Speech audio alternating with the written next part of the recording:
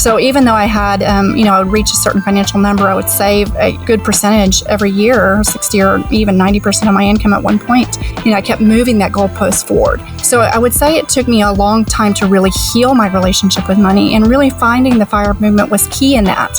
Because for the first time I understood how much money do I actually need for, my lifestyle in Bali. And I had lived that on a sabbatical year. So I already knew that number. And then I realized, I've actually a lot closer than I realized to reaching that FIRE number. I was able to do that, working in Bangkok my last few years of teaching. So.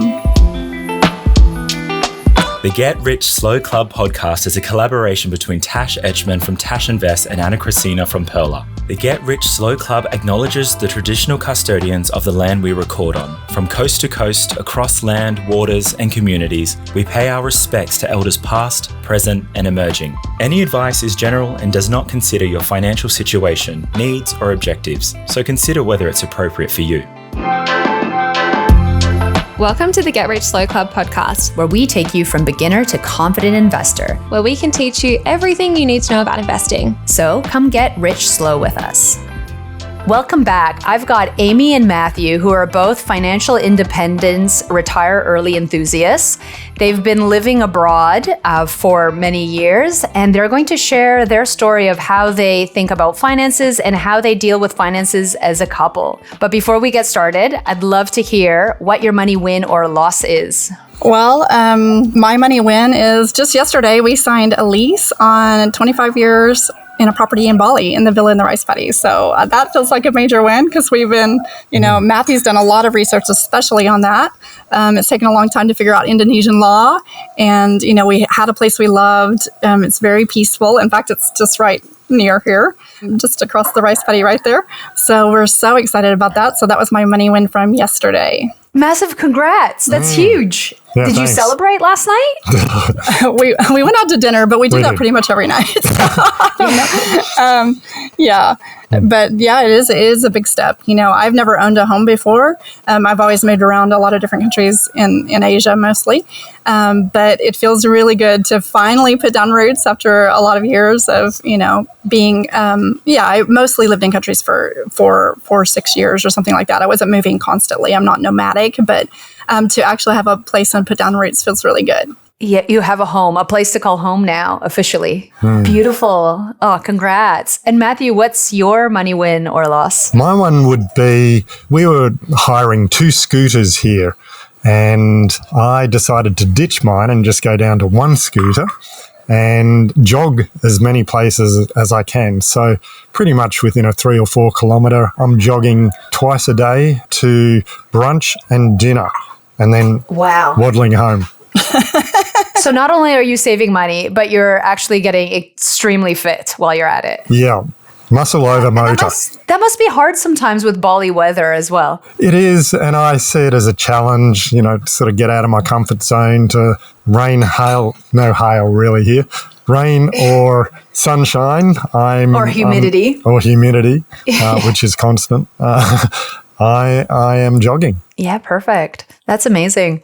So I know both of you have such fantastic financial stories. Amy, you've got a really great story of how you've overcome some of your money thoughts and background. And Matthew as well, you've reached financial independence quite early as well. Can you guys give a little bit of a background of how you came to where you are now? I think I grew up in the U.S. Listeners can clearly hear my accent.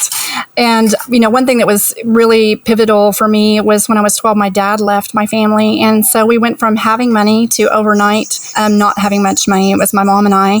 And he wasn't always paying child support at that time. So it really changed our financial life overnight. And I really felt a sense of insecurity, like the rug was pulled out from under me. And I became a support system for my mom in some ways. And so that was really instrumental in my, the way I thought about money, because I needed to in the U.S., there's not good public transportation. So, having a job, I had to buy a beater car, save up, work one summer and get a horrible little car. But I learned how to pay for college and my rent, and I had to support myself through all of those things. So I learned how to budget from a very early age. And, even though it was challenging in a lot of ways, like it was such a gift too, because I was a very good saver, and I really analyzed every penny that I spent. And I remember even debating one time, like, do I want to, I was going to go out for a special dinner, but it's like, I'm going to have this buffet for $4.50 or $4? I mean, this dates me, right? But, but I was, really, counting every penny. So it was a gift, and I was a good saver, and I worked internationally at international schools for a lot of years and really packed away a lot of my, savings potential. Some schools I was able to save, 60%, one school even 90% of my salary. But I was focused on a goal because I did want to fire, toward the end of my career. And I was wanting to come back and, live my life in Bali, which I had experienced on a sabbatical year. So that was my story, was just learning to save early, and sometimes to my detriment, sometimes coming from a really unhealthy place. So it wasn't always a good thing either. Sometimes I wish I would have lived a little bit more, but that was what shaped me. Yeah. The money mindset and where we come from really affects the way that our relationship with money. So it's great to hear that some of those learnings you've taken on and like you've gotten to a place where you've retired early. So that's fantastic. And Matthew, yourself? Yeah, so similar to Amy, I'm going to start with my money mindset that I inherited from my parents, which they were good savers, and I became a good saver. But additional to Amy's story, I also inherited some investing skill, or at least just doing it, basically. It didn't require too much skill. And so I started investing early in the stock market, and as soon as I'd saved my first $20,000 from a job that I had back then, and then buying an apartment in Brisbane in my late 20s and renting the rooms out separately, I made great return from that, and being a pretty good landlord and just maximising the return from it by also renting out the storage room and the 2 car spaces. And then, mindset, once again, I did a transformational 3-day course called the Landmark Forum, and it sort of blew my mind open to, anything's possible. So I wanted to become a nomad because I never discovered what I loved doing in life really as a job, or didn't have the courage to claim what I loved doing in life. So getting anything is possible. I then just needed the structure to make the break from being an employee and the golden handcuffs of getting that salary each month to being financially independent. And that's when I read The 4-Hour Workweek, and there's a process in there called DEAL, which is define what you want, eliminate things that are unnecessary, automate your income, and liberate. And liberate just means going overseas for at least a few months to test yourself if you can set things up at home to still operate, like receiving mail, etc., whilst you're overseas. So I'm a bit of a rule follower, so I just followed Tim Ferriss's rule, those 4 steps, and it worked. So I had the mindset from the transformational course, I had the structure from the book, and it came together. It took me a few years to really accept that, wow, I really am financially independent. And if I had looked at my numbers, in the first step of the process is define what you want, and I hadn't really looked at my income and expenses, and then I got real, I didn't need $1 million to retire or whatever back then, which was, 15 years ago or so. I only needed $50 a day to live well like a king in developing countries.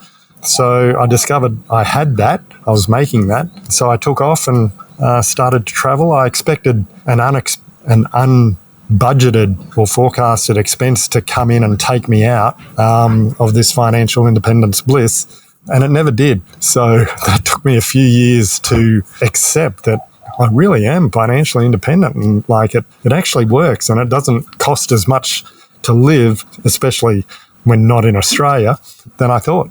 Yeah, I think a lot of people think that financial independence is a specific thing you have to do. If you live in Australia, you have to stay here. And I know for a lot of people, you can move around, you can be nomadic. I moved from Canada to Australia, changing some of the ways that I looked at finances.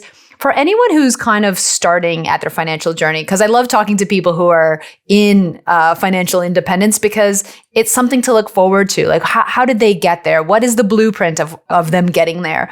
What are some of the things that someone could take away from you in terms of your mindset, how you thought about setting up a life for yourself, for both of you? Well, for me, I mean, reading Rich Dad, Poor Dad was also instrumental. Just a few basic concepts like have money work for you, don't work for money kind of thing, and like invest in income producing assets, save more than 10%, things like that. So did you start all of that early? I did, yeah. In my 20s, and just was interested in finances early, and yeah, it served me well. And did you have a number that you wanted to reach, or was it you were kind of working all these things and all of a sudden you're like, hey, I'm already here? Yeah, I was never really a numbers person, surprisingly. Very frugal, but never really took any. Fortunately, I sort of landed in a reasonable job early on and, just average paying. But because I was so frugal, I kind of felt rich and always had money, didn't really have a lot of debt besides my apartment. So, yeah, I just like when I eventually looked at the numbers 15 years ago, and that was at least 15 years into my financial journey. Yeah, it was a surprise to me. Like, I could have retired a few years earlier if I had known that I was fi already. Right. And Amy, for yourself, did you have a similar realization or were you more about the budgeting? Yeah, I never knew how much I needed to retire on. It wasn't really until I found the FIRE movement. I was accidental FIRE like Matthew. Like I was a natural saver from my childhood. So for me, I mean, you asked about strategies and techniques that helped me in my journey. So I'll answer that as well. But two things that really helped me was going abroad. I mean, that made a huge difference in my financial journey and working in international schools. They, as a teacher, they paid my housing and, off flights home every year and shipped me over there and all of those kind of things, which was huge in my financial journey. I mean, I didn't have a pension like some teachers may have. So there was a downside in that. And I wasn't paying into, a super or Social Security or anything like that. So I had to kind of save for that. You have to take that into account as well. But that made a huge difference on my journey, as well as I often house hacked. So even though I got my housing covered in Singapore by my school, my apartment, I still rented out the extra room, which I don't know any other teachers that I worked with who did that. A lot of us, we were earning quite good money in Singapore. And that was kind of the culture of like champagne brunches and shopping on Orchard Road for the new handbags and the shoes and all that. But that wasn't something that interested me as much. I still went out with people and had a good time, but I wasn't interested in going out for very expensive brunches regularly or getting name brand things. So house hacking was a big thing, just to have some that helped pay some of my other bills and allowed me to save a bit more. But yeah, I didn't know my FI number. And in fact, I had, it's this arrival fallacy, I got into that a lot of people have, like, I'll be happy when. And I found that, I kept thinking I needed more and more money and moving that goalpost to feel safe, because ultimately as a child, when my dad left, I learned, well, even though I had a financially secure position as a child, that could disappear overnight. And that was locked in, like a early childhood trauma into my memory. So even though I had, I would reach a certain financial number, I would save a good percentage every year, 60 or even 90% of my income at one point. I kept moving that goalpost forward. So I would say it took me a long time to really heal my relationship with money, and really finding the FIRE movement was key in that. Because for the first time I understood how much money do I actually need for, my lifestyle in Bali. And I had lived that on a sabbatical year. So I already knew that number. And then I realized, I've actually a lot closer than I realized to reaching that FIRE number. And I was able to do that, working in Bangkok my last few years of teaching. So yeah. And when both of you met, were you guys already on your financial journeys? Like, did you reach financial independence independently and then met, or was it a journey that you had to take together? How did that work out? I was already FI for many years, but I didn't know about the FIRE movement or the principles of it. I was just nomadic and living off my income from the apartment in Brisbane and a little bit of dividend income. And so I was pretty steeped in it, but not within the context of the FI community. Yeah, I was much more frugal when Matthew and I met. In fact, really frugal. I was just taking a sabbatical year and I came to Bali. I was passing through going on my way to Africa, but ended up working for a woman or volunteering really, doing helping her on retreats. But I love the life here. I love the community here. I discovered that I didn't want to just constantly be on the move, which I had done previously in other sabbatical years. But I discovered I wanted to live here, and I ended up staying 2 years, which I hadn't planned on. So I thought about a 1 year sabbatical. I was going to go back to international school teaching. It turned into 2. And so basically when we met, I had still a lot of fear and trauma around money. And, I was hoping this volunteer role was going to turn into a paid position, which it never did. And I was 2 years off working. I was used to saving, so that was a mindset I had to change from, saving every month to like spending. And so I used to have a policy of like, I'm only going to spend 100,000 rupiah on food a day, which would be $10 Aussie, so I'm going to go to a restaurant and I'm going to spend $2.50 per meal so that I make sure I'm under, or $3 or whatever, and so I think Matthew was a little bit shocked when he met me because, I didn't really, and one time he took me out to a very nice restaurant and he paid for it, but I still felt like, oh, we could have used that money so many better ways. So. It's hard. It's hard when we have these ingrained beliefs, these beliefs around money, and how do we kind of unpack that? I know, Amy, you said that you had like money trauma is kind of how you described it. So with Matthew, did you have to unpack that? And I know a lot of that was with your father leaving. So is that in a situation that is like, I guess you said fire kind of healed a little bit, but I think working together with someone who potentially thinks differently around finances, was that a challenge? It was a major challenge. Yeah. In fact, I would say that it probably almost led to us not making it. Because when this volunteer role that I mentioned never turned into a paid position, I went back to, I've got to earn, I've taken 2 years off. And so, we were blissfully happy in Bangkok. And then I decided I needed to go back to international school teaching. And I went, Matthew followed me to Bangkok, and then I went to overworking mode because I didn't feel worthy. Basically, I felt like an imposter for this job that paid well, but I'd been off 2 years, and I thought, how do I survive in the world? I kind of learned as a young child, like I overworked to compensate. So, I wasn't spending much time with him. My whole goal was like, how can I get into school and save as much as possible? And it wasn't balancing my life, and I was reaching work burnout, and that's when I actually found the FIRE movement. And at that point, I wasn't. You asked earlier, was I already fired when we met? I wasn't fired at that point. But it was those years in Bangkok that really helped me to reach FIRE. It for sure made an impact on my journey. And I think I honestly had to kind of go through that. But it wasn't pretty. Nope. It wasn't nice. Matthew thought, where did Amy go? Like I had this, fun-loving, free-spirited Bali Amy. And when I went back into work mode in Bangkok, I was not the same person that he knew. So, Matthew, how was that for you? Like seeing this different side of Amy?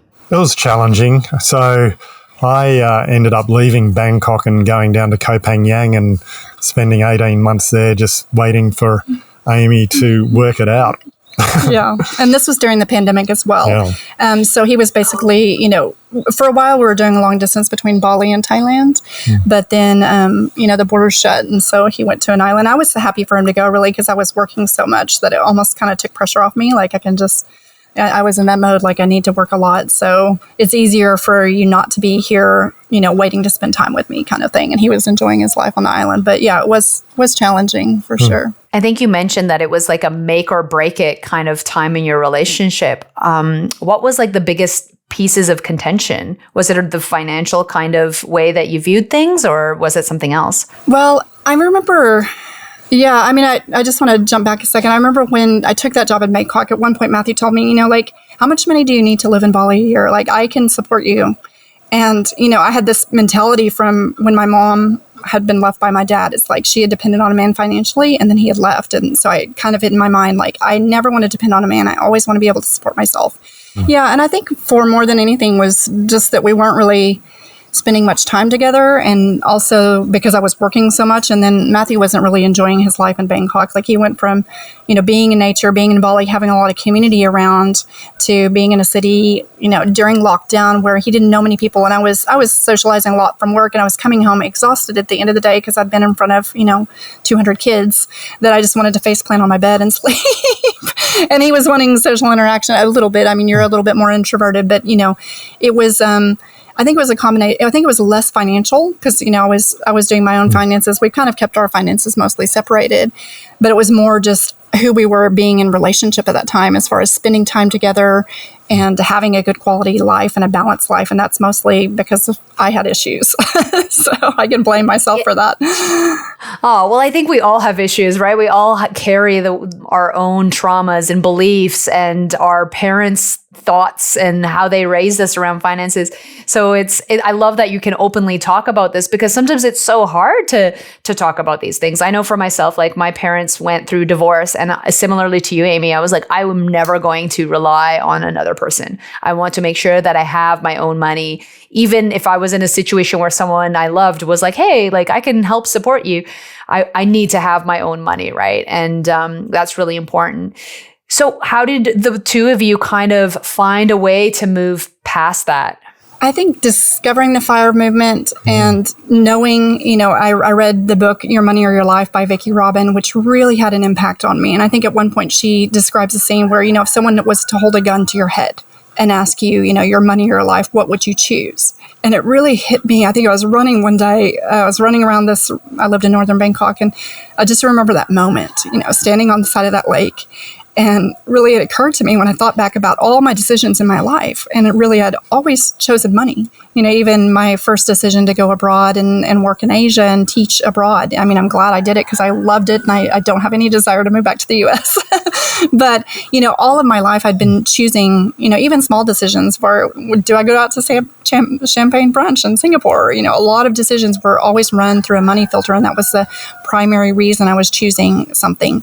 And so that book really made a huge impact on me. And then understanding, I just need 25 times my annual expenses, and I needed to invest it well. That really was pivotal for me. Mm-hmm. And we have agreements set up about open communication, radical transparency, radical honesty. And so just having that continued communication channels open and a commitment to clearing stuff and creating, again, just constantly, because stuff's always coming up for us, even now. It's just a constant process of clearing, creating. We just always come back to that. And fortunately, we've both had some training in that kind of work, personal growth and communication. So we're singing from the same hymn book, and just able to remain empowered when in the dips of the relationship. I love when you say that. I remember being a kid and growing up watching Disney. You're always like, oh, you find the one, you find your Prince Charming, and everything's going to be blissful. But the reality is, even if you find someone that you totally love, you totally click with, it's hard. It's hard work, and we all carry our own baggage, and we all have things that happened to us in the past. But I love that you're talking about having a commitment of radical transparency, of being able to work through those ebbs and flows. For anyone who's starting a relationship now and who's trying to have open, transparent kind of conversations about life, about money, what are some tips that they can take away from your relationship? I would say each person is bringing in their own fears into the relationship, be that around money or fidelity or whatever. And so getting them out on the table early and then discussing how, no matter how quirky or strange or weird or bad they may seem, having those fears, I think we all have our unique fears. So getting them out on the table and then being authentically interested in how we can mitigate those for the other person and vice versa. And then creating agreements such that if that particular issue comes up in the relationship, that we have a plan for how we deal with that.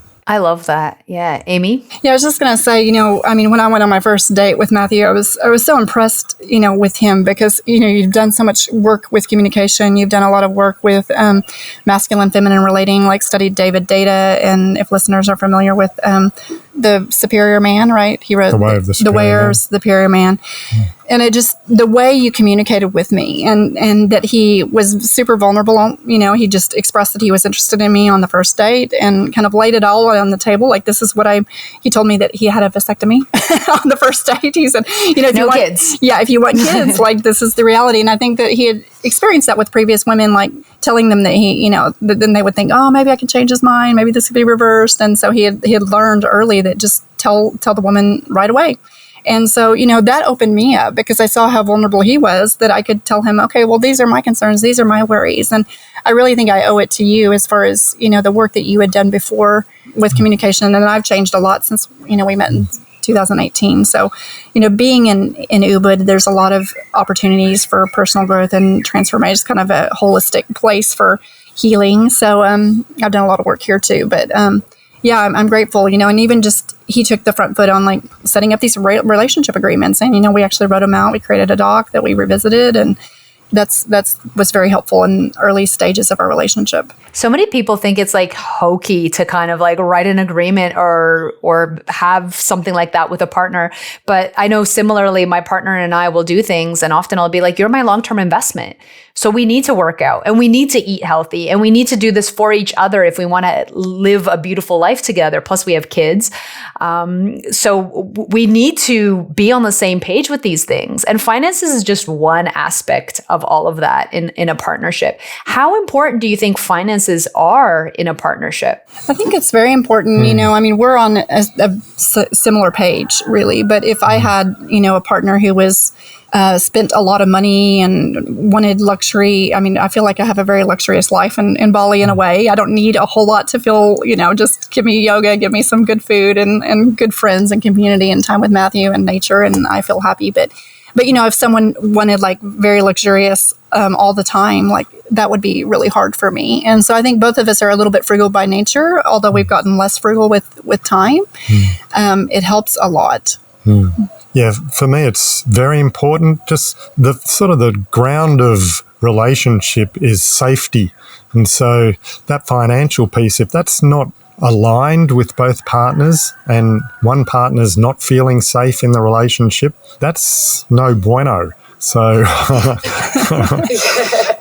yeah, so that needs to be addressed. And yeah, I think it comes back to values, right? Like, it's okay to be opposites. It's okay to have different interests. It's okay to be completely different as individuals, introvert, extrovert, what you're interested in. But if your values don't align, that's where the biggest challenges are. So if we don't think the same way about family, about our futures, about money, no bueno, right? It's not gonna work. It's not gonna work. Have either of you been in relationships in the past where the financial side was just like didn't work, didn't align with your values? Because I think like in a lot of ways, the way you think about money are similar. Yes, there's some trauma and some inner work that needs to be done in terms of healing. But have you ever come across someone where your values are very different? I have. I'm a saver and investor type personality, financial personality. And yeah, I've been with a spender before. So I'm quite good at delayed gratification, and this person wasn't.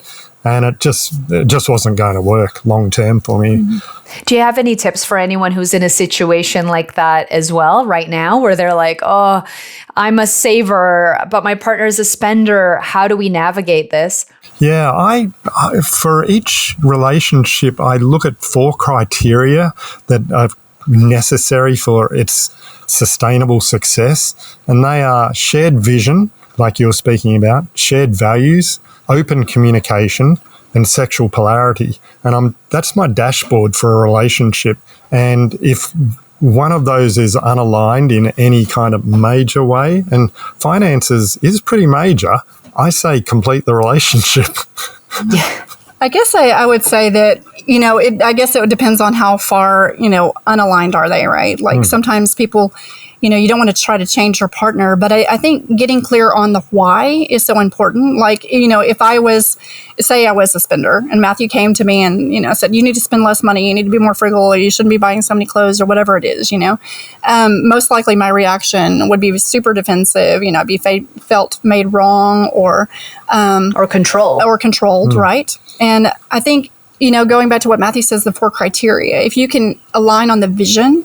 So, if you can help discuss things with your partner of like, really, okay, well, what is our vision as a couple? Oh, we really want to take that, 3-month trip around Europe, or we really want to save for our first home in Australia. We're looking for that. And then how can we do this together? Like coming at it with curiosity.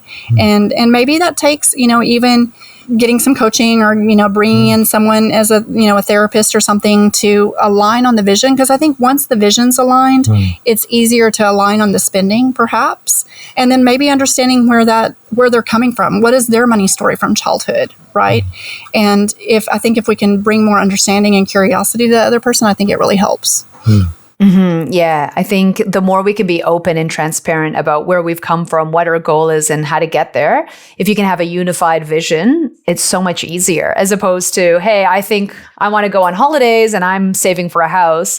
Well, can we do both of those? And if we do want to do both of those, what does that actually look like, right? Yes. Yeah. Yeah. So I know both of you are very much involved within the FIRE community. Did being a part of the community actually bring you guys closer together and align your values, or how did you come across that? Yeah, I discovered the FIRE movement just, in a bid to save my sanity, basically. Like, feeling work burnout in Bangkok, thinking, I miss my life in Bali. Like, how can I get back there? How much do I need to get back there? Like, do I have enough? And so Googling, one late night internet search, desperate attempt to figure it out. And, I came across all the FIRE content and then started deep diving on it. And then I introduced it to you kind of through what I learned. And you pretty much already understood it because you had passive income coming in from your rental property, but not really, kind of that 4% rule, kind of those kind of FIRE principles, or I didn't realize that there was a whole community out there. So I think in some ways, honestly, I feel like I'm repeating some of my story here because, it just takes so long to overcome that money trauma. But once I quit my job, then I went into I need to build a business. And I decided I really wanted community. Part of the reason I wanted to create it is because I felt so isolated during the pandemic and living in Bangkok, missing my community in Bali. And I heard that there was a FIRE community in the US, and I really wanted to tap into why isn't there anything like that going on this side of the world? And so, I love Bali. I wanted to bring people to Bali and expose them to Bali. And I also thought I'd like to bring in a little bit of money, so it's not like I'm earning zero. And so I decided to create a FIRE event in Asia, in Bali. And I went to a lot of FIRE events in the US. But I probably went into overwork again because I'm very detail oriented.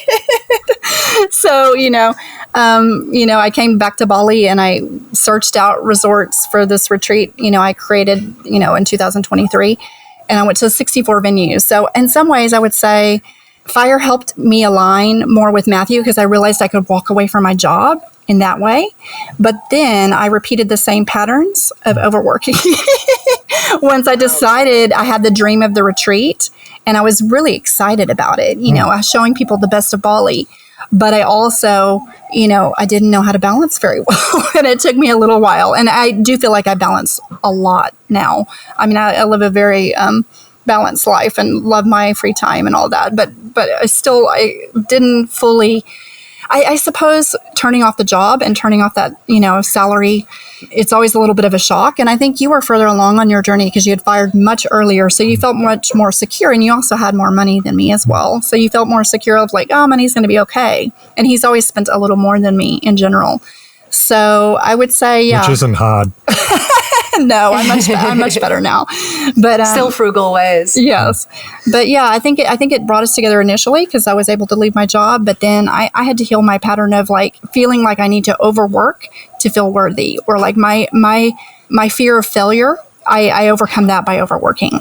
Yeah. So, Amy, what did you do to overcome some of those things? Because it seems like it's very much rooted in your childhood. It's a very hard thing to overcome. How did you manage to balance the overworking, the need to have money and security? How did you get to a place where you are now feeling more balanced about that? I probably needed to have a second mental health crisis. I had a bit of, I wouldn't say it was a major mental health crisis in Bangkok. I hit work burnout, but I was feeling I was feeling anxiety there. But then last year I had another mental health crisis. Just a lot of bad things happened at once. My father passed away, and then we had a wedding planned, and then I got dengue fever right before the wedding, and I hadn't finished wedding planning, and so that put a lot of stress on me because all these people were flying in for the wedding, but I wasn't feeling well and I wasn't sleeping, and I was trying to pull together the wedding, and I couldn't. So I basically my nervous system shut down. So, I mean, there's a combination of factors. I think, anytime you lose a parent, and this makes me emotional, but, like losing a parent and seeing my mother age and, just getting more perspective on life as well, like having several years after of walking away from a job, knowing that people, are excited about my retreat. It sells out really fast. They want to come, they're getting huge value. And so there's a little bit more security there, and seeing that, I'm not like my net worth, even though I'm spending, my net worth is still going up, because even though the market has taken a dip, sometimes it comes back up. Just recently we saw this. So, I think that there's time that gives me security. And then I think also like having a mental health crisis, there's nothing that will, it may be painful. It was for me, but I learned a lot about my psyche, and I learned a lot about, I don't know if listeners are familiar with, it's called internal family systems or parts work. I don't know if you're familiar with that. It's looking at the different personality parts that are formed from early childhood often. So, like there's a scarce part of me that I talked about already that was afraid of, the rug being pulled out from under me, or there's this hardworking part of me that's overcompensated all of my life to feel worthy, right? And, there's an inner critic that most people have, and definitely I had. And, when I had to cancel the wedding, and I felt so much shame about all the people who'd flown to Bali to be with me on my special day and spent their time, hard-earned money and time to be here. I felt so much shame because I'd always identified, I had a personality part that was like, I'm capable, I can do anything, I'm independent, I've lived all over the world. My whole psyche was kind of rocked during that period. And I worked with a therapist who looks at these different personality parts, and really, it's the work of Dr. Richard Schwartz, who's a psychotherapist. He's been doing this work for 40 years, but he basically says there's personality parts that have been locked away because they were really hurt as a child. So this unworthy part, or this part that feared abandonment, because my dad had left. And so, when I was having a mental health crisis, one of my deepest fears was like Matthew would abandon me. And looking at those manager parts, like the hardworking, or the, I have a nice part, socialized. I grew up in the South to be nice, to please everybody. But these manager parts try to protect the more wounded. Dr. Schwartz calls them exile parts. And, anytime I'm having an argument in my head, like, I want to make a public speech, but I'm scared, but I shouldn't be scared. That's kind of different personality parts that are kind of weighing in based on, my own childhood or what I've been through in my life. And so doing that psychotherapy work last year during my mental health crisis was super helpful. And in particular, the internal family systems, I found it really helpful because it's not about shaming any part or trying to change any part. It's really kind of having a conversation with that part that felt unworthy, and understanding, how she feels, and bringing her back into wholeness, and unburdening parts. Dr. Schwartz calls it unburdening, like taking away that burden from like the nice girl or the hardworking one, and understanding where those burdens came in place to kind of manage, and allowing them to like ease off where I don't have to hustle all the time and work all the time to prove my worthiness or to be liked. Thank you for sharing, Amy. I think it's so hard sometimes to dive deep into all of the work that we have to do on ourselves. You know what I mean? Like, a lot of people see us at a specific state, but they don't see all of the work that we had to go through and reconcile certain parts or heal certain traumas to kind of get to the place that we are. So thank you for sharing that. I think with both of you, you guys have done such an amazing job of sharing your journeys, and also how you work together, and have given so many great little tips about thinking about relationships, not just with money, but also the openness, the willingness to work through things, the willingness to support one another and have that kind of radical transparency. I love that. There's a lot of great takeaways here. Now, I know people would love to connect with you. Amy, you have a retreat. Where can people hear and learn more about you? Well, I think that community is so important, and talking about money, which is such a taboo topic, is really, really important. And so I'd encourage listeners to go to any kind of financial event that they can. There's local meetup groups in most of the major cities in Australia, and those are great. I mean, I've been to the meetup groups in Brisbane and Melbourne. We go home, to Australia pretty regularly. And I've been to the meetup groups, and they're great. And I would say that sometimes it's hard if you're only meeting once a month to really go deep on money topics. People don't open up as frequently, but it's a great starting point to build those friendships and to start having conversations about money. And, I'm happy because, I started my event 2023, and then I've gone to some of the meetup groups in Australia, and I've met some people. And then since then, there's been Rob started his event, and Brenda started her event in Australia. So there's more of it. And I know Tasha's got a retreat coming up. And so I just think that there's so much value. And I really, I've been to like 15 events in the US. And so I see that there's so much value, because I went to my first event. I quit my job. I was feeling a lot of fear about quitting my job. And it was people that stayed up late with me and counseled me around my money fears, looked at my spreadsheet, looked at my numbers. So, I have a lot of Australians who come to my event. Kind of 40% are non-American, people from all over the world. It's really fun, and it's long. So we go deep, and we do trips to the island afterwards. We go rafting. We do all these fun things around Bali. So I would love for listeners, if they're interested, to check it out. The website is byfreedomretreats.com. But, even if they're not coming to my retreat, I would just encourage listeners to go to any financial event and have those open conversations about money, because, there's great events going on in Australia in their local community. Meeting friends and having conversations about money, it unlocks something, and it can help you totally realign your goals and fast forward your journey so far. I know it has for me. All the money I've spent on different fire retreats I've ended up saving that money, or, building such an incredible network or knowledge base. And it's not just things I could learn in a book. It's like having those one-on-one conversations about my personal situation that really helped me. So definitely for me, the place is my website. What about for you, Matthew? Your website as well. We're not a lot on social media as much. So, yeah. But in person, people can find you mainly in person at your retreats. And I echo everything you say, Amy. I think connecting with people in person, finding your people that have similar values really kind of helps you reach your goals, helps you feel supported, and you make awesome friends. How great is it that I can now go to Bali and I can hang out with Amy and Matt, or, hopefully, I know you guys, Amy, last time we chatted, you'll be out in Melbourne. So it would be nice to meet other people. And I think that's what you do by building community, right? You have friends that you can connect with, that you can lean on, that you can say, hey, you recommended that book, that Your Money, Your Life, that changed your life. Tell me your thoughts. And that's why it's really important to connect with other people. So wishing you all the best at your retreat. And thank you. Thanks again. Thank you. Thank you for your time. It's such a joy to be on the podcast today. Oh, same. Thanks so much. Thanks so much for joining us. If you found this episode helpful, please rate us 5 stars, write a review, or share with a friend. If you're new to investing, make sure to listen to our first 10 episodes. Follow us at Get Rich Slow Club, or Tash at Tash Invests, or me at Anna Christina. This show was brought to you by Natasha Etchman, who is an authorized representative, 1299881 of Guideway Financial Services, AFSL 420367, and Perla, who is an authorized representative, 1281540 of Sanlam Private Wealth, AFSL 337927.